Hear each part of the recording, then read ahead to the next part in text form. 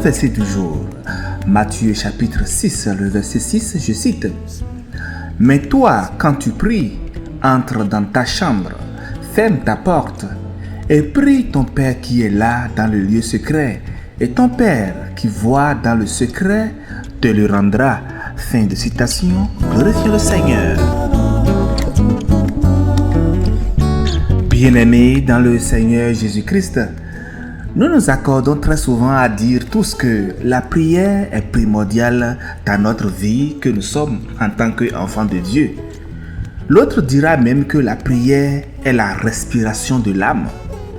En fait, sans prière, notre vie spirituelle, ça s'étouffe.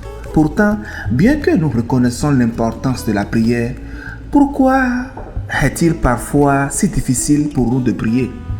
Aujourd'hui, au travers de notre verset du jour, Jésus nous enseigne comment entrer dans une communication profonde avec le Père, loin des regards et des distractions de ce monde. Bien-aimés, le verset du jour est tiré du Sermon sur la montagne, Matthieu les chapitres 5 à 7, où Jésus a enseigné à ses disciples des principes fondamentaux du royaume de Dieu, la justice, le pardon, l'amour des ennemis, le jeûne et la prière. Et quand nous lisons bien ces chapitres, à cette époque, les pharisiens et certains chefs religieux priaient en public, sur les lieux, sur les places ou dans les synagogues, avec de longues prières répétitives afin d'être vus et admirés par les autres. La prière était devenue donc un moyen de montrer sa piété extérieure, plutôt qu'un acte, que ça devrait être un acte d'intimité avec Dieu. Et c'est bien sûr dans ce contexte que Jésus intervient et enseigne à ses disciples que la prière n'est pas une démonstration publique, mais c'est plutôt un moyen que nous devons tous développer, un moyen d'intimité avec notre Seigneur. Le verset dit, « Mais toi, quand tu pries, entre dans ta chambre. » Jésus nous dit de nous retirer dans un lieu secret, non pas nécessairement une pièce physique, mais un espace de calme intérieur, un cœur ouvert devant Dieu. Et le verset dit, prie ton Père qui est dans le secret. Dieu est présent dans ce lieu secret. Et la prière n'est pas donc une incantation ou une formule magique que nous devons développer, mais plutôt un dialogue que nous faisons avec notre Père céleste. Le verset finit en disant, ton Père qui voit dans le secret te le rendra. Dieu récompense donc la sincérité du cœur dans la prière, et cette récompense n'est pas forcément des bénédictions matérielles que nous voulons tout de suite, mais c'est aussi une paix que nous avons, une force, une sagesse que nous avons, cette sagesse très renouvelée en nous lorsque nous prions et nous communiquons avec notre Père. Jésus a donc dit ce verset pour nous enseigner que la prière est avant tout une relation avec notre Créateur, avec Dieu. C'est pas forcément un rituel religieux. Non, Dieu n'est pas impressionné par de belles paroles ou des démonstrations publiques. Non, ce que Dieu désire, c'est un cœur humble, sincère et ouvert. Il a dit à David, j'ai trouvé l'homme selon mon cœur.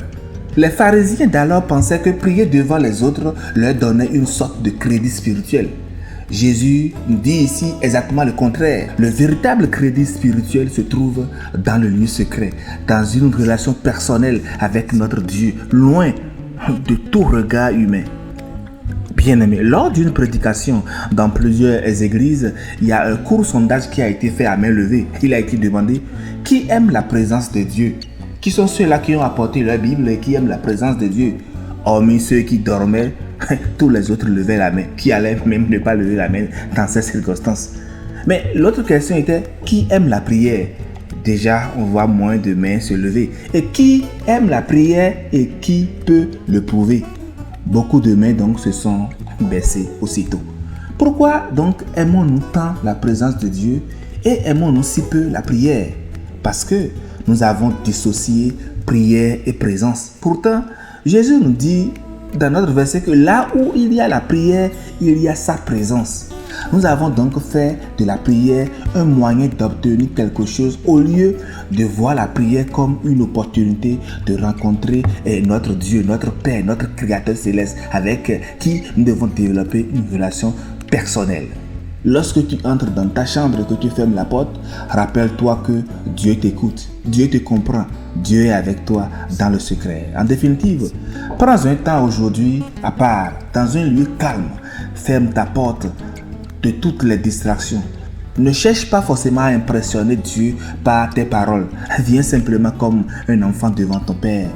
La prière amène Dieu jusqu'à toi. Oh, quelle belle joie. Bonne méditation et que Dieu nous bénisse abondamment et nous galvanise tout au long de cette journée. Alléluia chez vous.